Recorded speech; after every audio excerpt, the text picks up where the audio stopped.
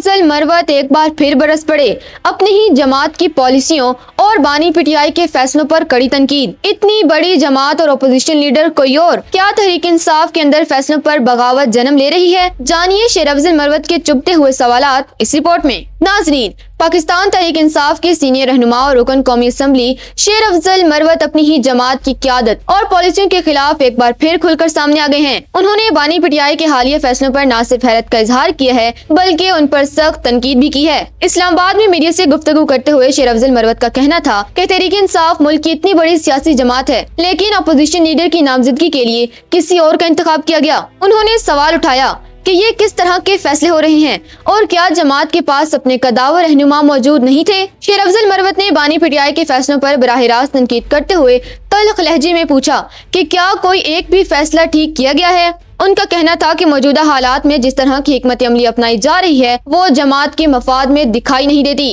वाज़ेह रहे कि ये पहला मौका नहीं है जब शेर अफजल मरवत ने पार्टी के अंदरूनी फैसलों पर इख्तलाफ किया हो। ताहम बानी पीटीआई के फैसलों को बराह रास्त हदफ बनाना पीटीआई के अंदरूनी हलकों में एक नई बहस छेड़ चुका है। शेर अफजल मरवत के इस बयान के बाद अब देखना ये है कि पीटीआई की मरकजी क़यादत और बानी पीटीआई इस तनकीद पर क्या रद्दमल देते हैं और क्या पार्टी में नज़्म ज़ब्त की सूरत हाल बरकरार रह पाएगी।